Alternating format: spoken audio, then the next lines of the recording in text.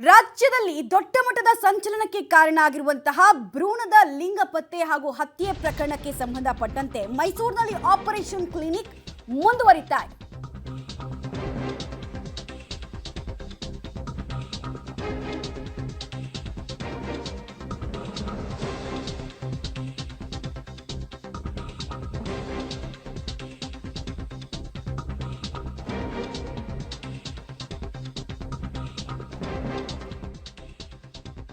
ವೈದ್ಯಕೀಯ ಪ್ರಮಾಣ ಪತ್ರ ಇಲ್ಲದ 14 ಕ್ಲಿನಿಕ್ಗಳಿಗೆ ಬೀಗ ಹಾಕೋ ಕೆಲಸವನ್ನ ಕೂಡ ವೈದ್ಯಾಧಿಕಾರಿಗಳ ತಂಡ ಮಾಡಿದೆ. ಜಿಲ್ಲಾ ಆರೋಗ್ಯಾಧಿಕಾರಿಗಳ ನೇತೃತ್ವದಲ್ಲಿ ಈ ಕಾರ್ಯಾಚರಣೆ ಆಗಿದೆ. ಮೈಸೂರು ನಗರದ ನರ್ಸಿಂಗ್ ಹೋಮ್ ಸ್ಕ್ಯಾನಿಂಗ್ ಸೆಂಟರ್ನಲ್ಲಿ ಪರಿಶೀಲನೆಯನ್ನ ಮಾಡಲಾಗಿದೆ. ಇಲ್ಲಿ ಲೈಸೆನ್ಸ್ ಇಲ್ಲದೆ ಇದ್ರೂ ಕೂಡ, ಅನುಮತಿ ಇಲ್ಲದೆ ಇದ್ರೂ ಕೂಡ ಕ್ಲಿನಿಕ್ಗಳನ್ನು ನಡೆಸ್ತಾ ಇದ್ದಿದ್ದು ಗೊತ್ತಾಗಿದೆ. ಹೀಗಾಗಿ ಬೀಗ ಜಡಿಯೋ ಕೆಲಸವನ್ನ ಮಾಡಲಾಗಿದೆ. ಬರೋಬ್ಬರಿ 14 ಕ್ಲಿನಿಕ್ಗಳಿಗೆ ಬೀಗ ಹಾಕಲಾಗಿದೆ. ಸಮರ್ಪಕ ದಾಖಲಾತಿಯನ್ನ ದಾಳಿ ಸಂದರ್ಭದಲ್ಲಿ ಇವರು ತೋರಿಸಿಲ್ಲ. ವಿಫಲರಾದ ಹಿನ್ನೆಲೆಯಲ್ಲಿ ಕ್ಲಿನಿಕ್ಗಳಿಗೆ ಬೀಗ ಹಾಕಿದ್ದಾರೆ. ನೋಟಿಸ್ ಅನ್ನು ಕೂಡ ಕೊಡೋ ಕೆಲಸವನ್ನ ಮಾಡಲಾಗಿದೆ. ರಾಜ್ಯ ಮಟ್ಟದಲ್ಲಿ ಅತಿ ದೊಡ್ಡ ತಲೆನೋವಾಗಿರೋದು ಆರೋಗ್ಯ ಇಲಾಖೆಗೆ ಒಂದು ನಕಲಿ ವೈದ್ಯರ ಹಾವಳಿ, ಜೊತೆಗೆ ಈ ತರ ಲೈಸೆನ್ಸ್ ಇಲ್ಲದೆ ಇದ್ರೂ, ಪರವಾನಗಿ ಇಲ್ಲದೆ ಇದ್ರೂ ಕೂಡ ಹಲವು ಕ್ಲಿನಿಕ್ಗಳನ್ನು ರನ್ ಮಾಡ್ತಾ ಇದ್ದಾರೆ. ಇದರಿಂದ ಒಂದು ಪೇಷಂಟ್ಗಳ ಆರೋಗ್ಯಕ್ಕೂ ಸಮಸ್ಯೆ ಆಗ್ತಾ ಇದೆ. ಮತ್ತೆ ಇದು ಡೇಂಜರಸ್ ಪದ್ಧತಿ.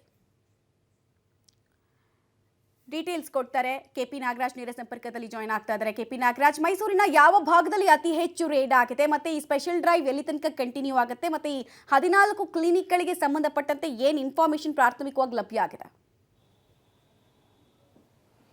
ಮಮತಾ, ರಾಜ್ಯದಲ್ಲಿ ಬಹಳ ದೊಡ್ಡ ಸದ್ದನ್ನು ಹೆಣ್ಣು ಭ್ರೂಣ ಹತ್ಯೆ ವಿಚಾರ ಮಾಡಿತ್ತು. ಅದರಲ್ಲೂ ಕೂಡ ಪ್ರಮುಖವಾಗಿ ಮೈಸೂರಿನಲ್ಲಿರುವಂಥ 2 ಕ್ಲಿನಿಕ್ಗಳಲ್ಲಿ ಹೆಣ್ಣು ಭ್ರೂಣ ಪತ್ತೆ ಕಾರ್ಯವನ್ನು ನಡೆಸಿದ್ದು ಅನ್ನುವಂಥ ವಿಚಾರದಲ್ಲಿ ಆರೋಗ್ಯ ಇಲಾಖೆ ಕೂಡ ಈ ಪ್ರಕರಣವನ್ನು ಭಾಳ ಗಂಭೀರವಾಗಿ ಪರಿಗಣಿಸಿತ್ತು.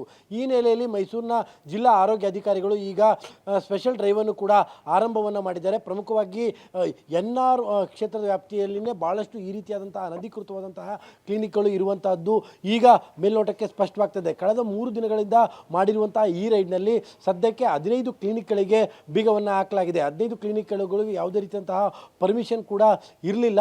ಹೀಗಾಗಿ ಆ ಪರ್ಮಿಷನ್ ಇಲ್ಲದಲೇ ಈ ರೀತಿಯಾದಂತಹ ಒಂದು ಕ್ಲಿನಿಕನ್ನು ನಡೆಸ್ತಾ ಇದ್ರು ಅನ್ನುವಂಥದ್ದು ಈಗ ಸ್ಪಷ್ಟವಾಗಿದೆ. ಹೀಗಾಗಿ ಈಗ ಸದ್ಯಕ್ಕೆ 15 ಕ್ಲಿನಿಕ್ಗಳಿಗೆ ಬೀಗ ಹಾಕಲಾಗಿದೆ. 10ಕ್ಕೂ ಹೆಚ್ಚು ಕ್ಲಿನಿಕ್ಗಳಿಗೆ ಅಲ್ಲಿಯ ಸ್ವಚ್ಛತೆ ಸರಿಯಾಗಿ ಇಲ್ಲ ಅನ್ನುವಂಥ ಕಾರಣಕ್ಕೋಸ್ಕರವಾಗಿ ನೋಟಿಸನ್ನು ಕೂಡ ನೀಡಲಾಗಿದೆ. ಜಿಲ್ಲಾ ಆರೋಗ್ಯ ಅಧಿಕಾರಿಗಳ ಮಾಹಿತಿಗಳ ಪ್ರಕಾರವಾಗಿ ಇನ್ನೂ ಕೂಡ ಈ ಸ್ಪೆಷಲ್ ಡ್ರೈವನ್ನು ನಾವು ಕಂಟಿನ್ಯೂ ಮಾಡ್ತೇವೆ. ಯಾಕೆಂದರೆ ಮೈಸೂರಿನ ವ್ಯಾಪ್ತಿಯಲ್ಲಿ 100 ಸಂಖ್ಯೆಯ ಕ್ಲಿನಿಕ್ಗಳಿದ್ದಾವೆ.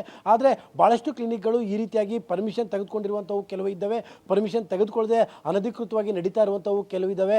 ಪರ್ಮಿಷನ್ ತೆಗೆದುಕೊಂಡ್ರೂ ಕೂಡ ಸ್ವಚ್ಛತೆಯ ವಿಚಾರದಲ್ಲಿ ಭಾಳ ದೊಡ್ಡ ಮಟ್ಟದ ನಿರ್ಲಕ್ಷ್ಯ ವಹಿಸಿರುವಂಥವು ಪ್ರಕರಣಗಳಿದ್ದಾವೆ. ಹಾಗಾಗಿ ಇನ್ನೂ 10-15 ದಿನಗಳ ಕಾಲ ಈ ಸ್ಪೆಷಲ್ ಡ್ರೈವನ್ನು ನಡೆಸ್ತೇವೆ ಅನ್ನುವಂಥ ಮಾಹಿತಿಯನ್ನು ಕೂಡ ನೀಡಿದ್ದಾರೆ. ಮಮತಾ, ರೈಟ್, ಧನ್ಯವಾದ ಕೆಪಿ ನಾಗರಾಜ್ ತಮ್ಮ ಮಾಹಿತಿಗಾಗಿ. ಅಲ್ಲಿಗೆ ನಮ್ಮ ಪ್ರತಿನಿಧಿ ಮಾಹಿತಿ ಕೊಟ್ಟ ಪ್ರಕಾರ ಇನ್ನು 10ರಿಂದ 15 ದಿನಗಳ ಕಾಲ ಈ ಸ್ಪೆಷಲ್ ಡ್ರೈವ್ ಅನ್ನ ನಡೆಸೋದಕ್ಕೆ ಅಂತ ಹೇಳಿ ಆರೋಗ್ಯ ಅಧಿಕಾರಿಗಳ ತಂಡ ಮುಂದಾಗ್ತಾ ಇದೆ.